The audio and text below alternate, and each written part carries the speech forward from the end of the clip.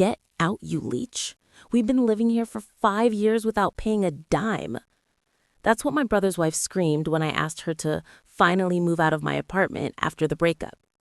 My brother tried to step up and intimidate me, his jaw tight with fake confidence, but both of them froze when I reached into my bag and pulled out the envelope.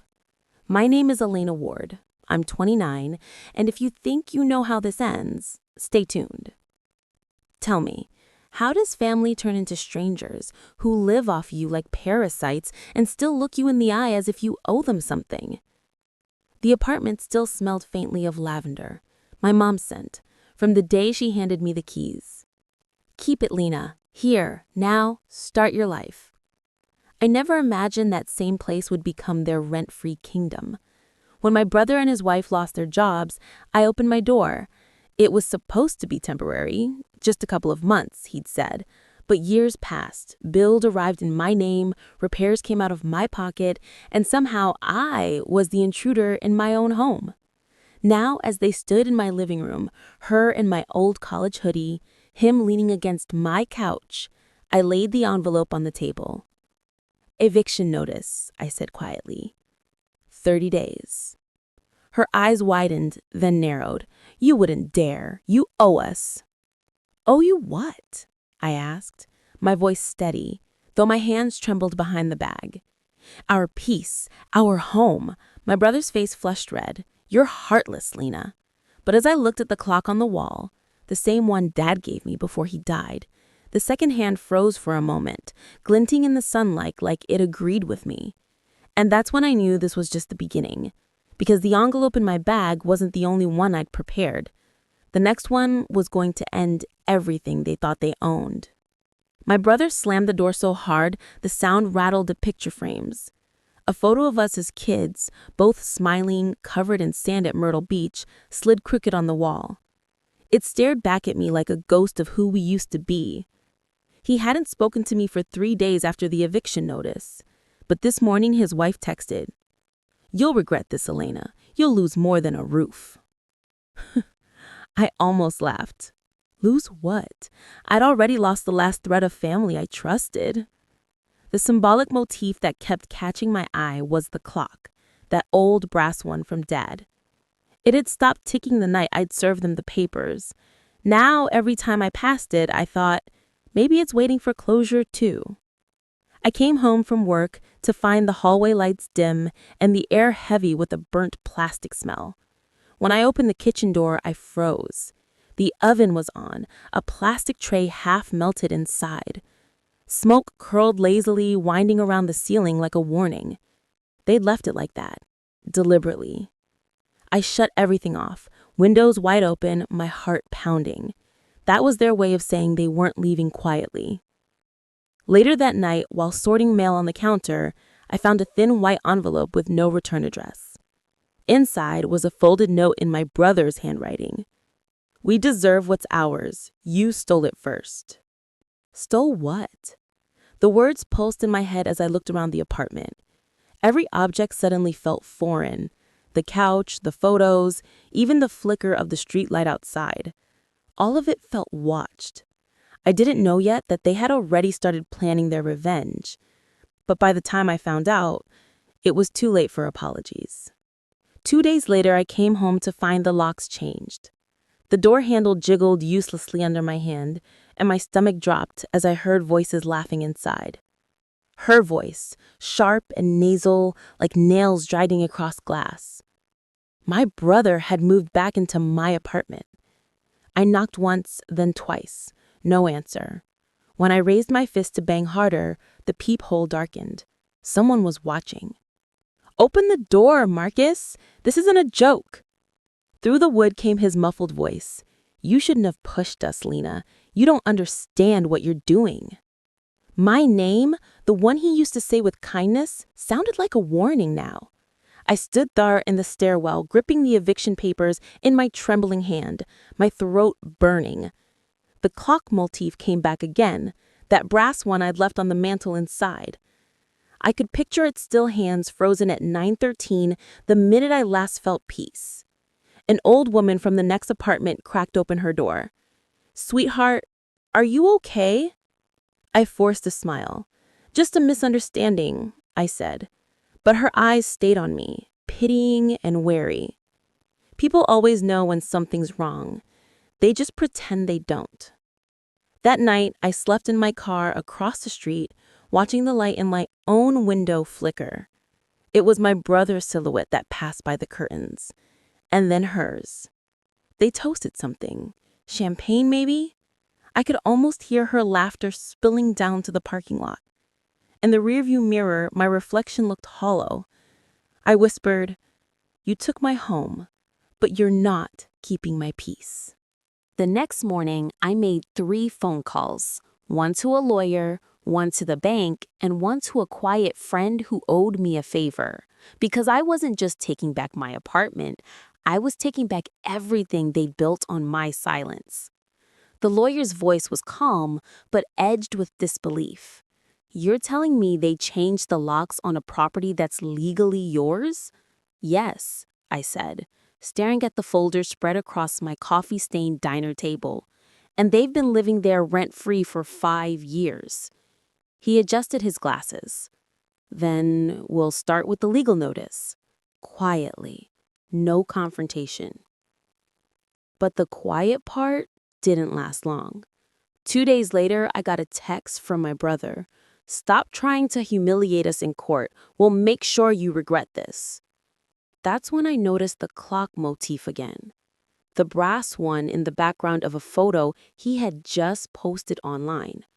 My clock. My living room. Caption: "Family always finds its way home." The comments below made me sick. Mutual friends calling them survivors, praising their kindness, saying how heartless I'd been.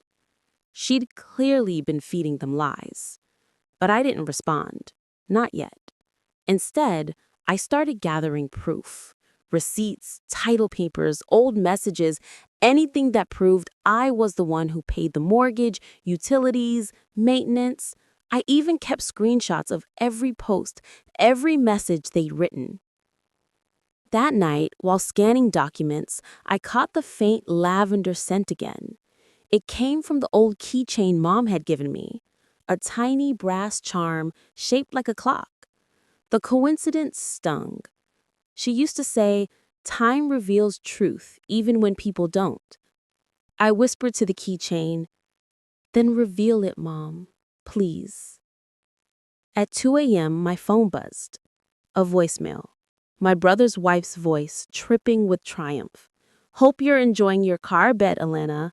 By next week, the court will see you're unstable. We've got evidence, too." My heart clenched. What evidence? But what she didn't realize was that I'd already found the first crack in their story. And by morning, I'd use it to tear their whole lie apart. The next morning, I drove to the courthouse with my evidence folder pressed tight against my chest like armor. The parking lot shimmered with heat, and my reflection in the glass door looked steadier than I felt. Inside, my lawyer flipped through the papers and gave a quiet nod. They can't forge ownership. You have bank statements, transfer receipts, the deed in your name. They don't stand a chance. I wanted to believe him, but betrayal doesn't vanish with paperwork. It lingers like dust on a photo you can't clean off. Later that day, I went back to the building, not inside, just the street corner. From across the road, I watched my brother carry groceries up the steps, humming like he still belonged there. His wife leaned from the balcony, watering my plants. That's when I noticed the symbolic motif again. The brass clock sitting on the windowsill, catching the sun, frozen at 9:13. Always 9:13. They hadn't even bothered to hide it. Then came the AI bait breaker detail. A sound so human, so small, it shattered me. The faint chime of a spoon clinking inside one of my mugs. My favorite mug. Pale blue, chipped at the rim. The one Dad used for cocoa on winter nights. They were drinking from it. I bit the inside of my cheek until I tasted iron. That night, I sat in my car drafting a message that would change everything. To everyone who's been wondering what's really happening, here's the truth. Attached were screenshots of legal documents, proof of ownership, and voice notes of their threats. By dawn, the post was live. At first, silence. Then the wave hit. Hundreds of comments, old friends tagging my brother, co-workers messaging, "Elena, I had no idea." By noon, he deleted every account.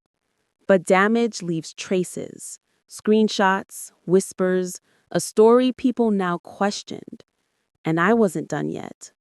The final proof was still waiting inside that apartment behind the brass clock that refused to tick. 2 nights later, I went back, not with anger this time, but with purpose. The sky was low and gray, the kind that hums before rain. I waited until the hallway lights flickered off at midnight. Then I slipped the master key into the lock. It turned easily. They hadn't even changed it again. Inside, the apartment smelled like stale perfume and cheap takeout. My plants were wilting, and my frame's art had been replaced by their wedding photos. My pulse thudded in my throat. The brass clock motif still sat on the mantel, the frozen hands gleaming in the dark. 9:13. Always 9:13. I lifted it gently, heavy, colder than I remembered, and heard something rattle inside. That's when the human detail cut through me. The faint scratch of my brother's slippers down the hall. He was home. I ducked behind the couch as the bedroom door opened. His wife's voice floated out. Groggy. "What was that noise?" "Probably the pipes. Go back to sleep." He shuffled to the kitchen, poured water, then wandered back. The silence stretched.